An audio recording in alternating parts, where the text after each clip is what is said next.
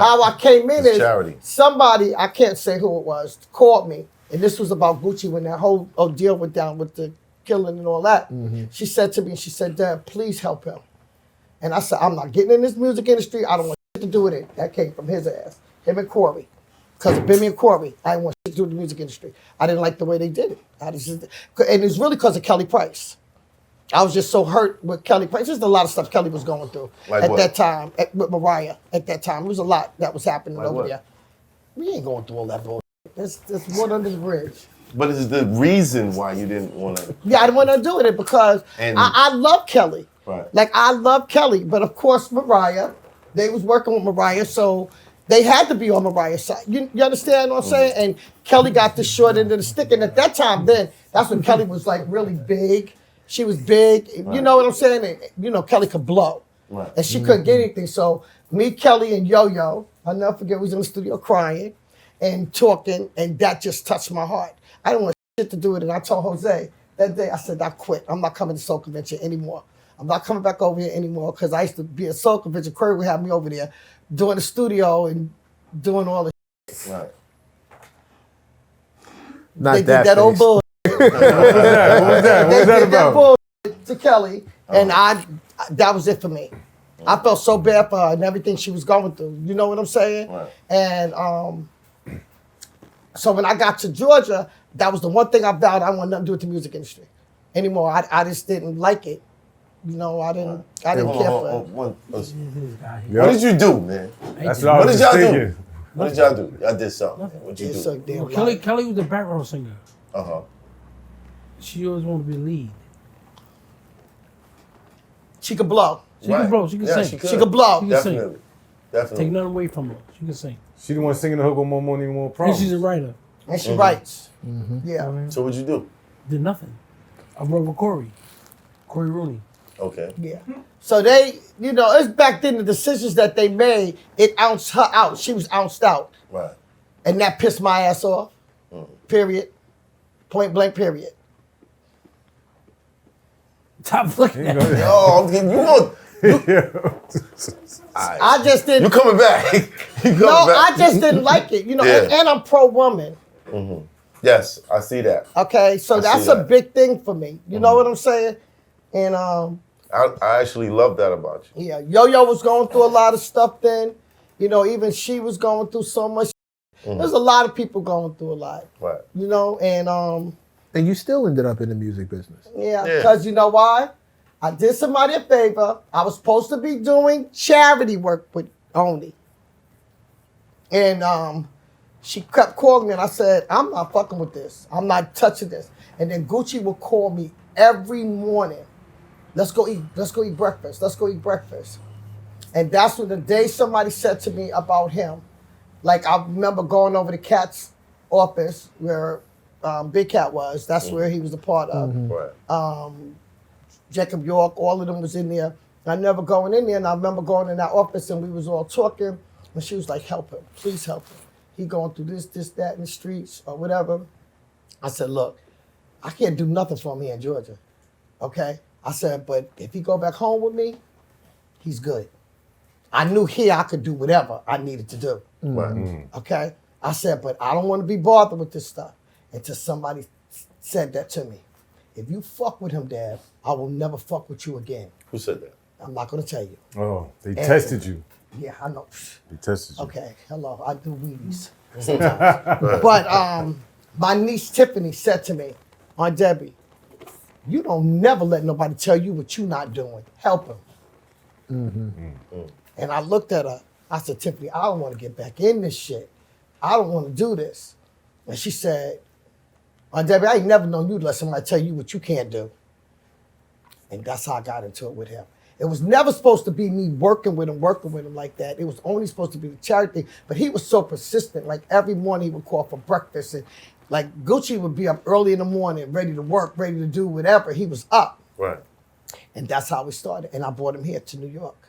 But around that time, you said something earlier about... This didn't have nothing to do with Juice. Juice wasn't a part of this. Yeah, not Juice. Okay. But losing a son made you more open to working with him. Yeah, once he shared a lot of stuff with me, like, you know, there's a lot of things that he And I just don't care to go through a bunch of that stuff. Like that I'm not going to do. Okay. But, you know, he shared a lot of things. He touched me. You know, he touched me, and I grew to love this kid. You know what I'm saying? Just in teaching him and how to eat, and he wanted to learn how to, it was a lot of stuff he wanted to learn. There was a lot of things he wanted to know how to do. And he was scared of white people. And it was funny to me. Because when we lived there, he was like, why you live around all these white people? It was funny. But it was the countryside. And how it was crazy. Like, it was like real crazy. But he learned. And I remember I came in the house one day, he was dumping his shit on my floor. Nigga, you done bumped your goddamn head. But he was so used to trap houses and shit like that, he didn't even know how to act with that. But he came a long way and learned a lot of stuff. He went through a lot, but he learned a lot. You understand what I'm saying? Nobody ever knew, you know, now it ain't a secret of, you know, his mental and the stuff that he went through. But I never told nobody nothing. I never let nothing get out. Even for my PRs, like all of them were so straight. They knew they couldn't discuss nothing with anybody I had. That was a big thing with me. Don't let me hear shit. And some people, it was selected people that knew certain things. Right. Selected people knew certain things. So we always knew where shit came back from. So I was very secretive with a lot of them. You know what I'm saying? I'm not telling nothing. I'm not telling nothing. And we actually got to blow him. I actually got to blow him up when he was locked up. We made him bigger while he was gone than here because he was interfering and always in trouble.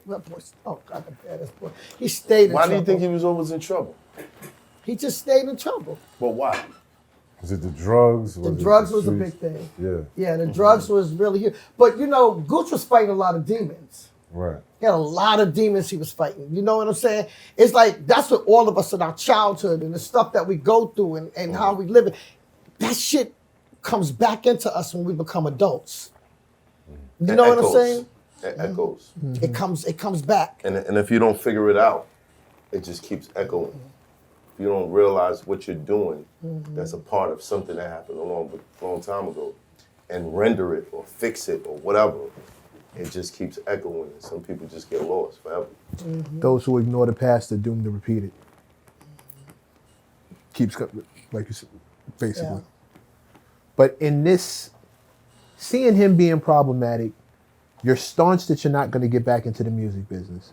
You bring him back up to New York to help him out, despite somebody telling you that. But you told us earlier that a lot of people told you they wouldn't fuck with you if you fuck with Coochie. Yeah. He was definitely a blackballer, where they was like not fucking with him. At all. At all. At all. How much did it take for you to get over that part? What did you need to do to get out of being blackballed? Most people don't come back from that. We worked. You see, all of them, him, Nick. The only person that could play on radio, Juice was. Juice couldn't go on radio. Nick either, for that matter. Right. They didn't want to deal with her. They said she wasn't going to be shit. Every label turned me down for her. Wow. Every label. They turned me down. What labels were they? All of them. I went to everybody. I talked to everybody. That's why if you listen to that song that she did, she talks about it in the song. But she always wanted to be under Young Money. She was not under Young Money during that time. So even when Beat Me Up Scotty came out, she was not under Young Money. Right. That whole thing was, the game was put Wayne in it so that they'd have to come take you. And it was Baby. I'll always respect him. I will always, he's another one I will always have respect for. He let me know they was coming for me. He let me know. He said, be careful. And they also let me know what she was doing. And Who was coming for you? in the industry, people. They didn't like it. They didn't like that I was a female and I was able to go to all these states. I wasn't taxed. People didn't tax me to bring artists through or to go through any of this stuff. They didn't like it that I also could get phone calls in the middle of the night and stop people from doing things to people. You understand what I'm saying? Like, I could actually call and get that favor in. Or get somebody's jewelry back or do different things. You know, even now I get calls from different people, some things be happening. You know what I'm saying? So it was like good, but I earned that respect. I did a lot of shit out here.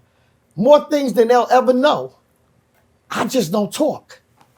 I don't boast about it. I don't brag about it. I don't talk about shit, but I did a lot of shit.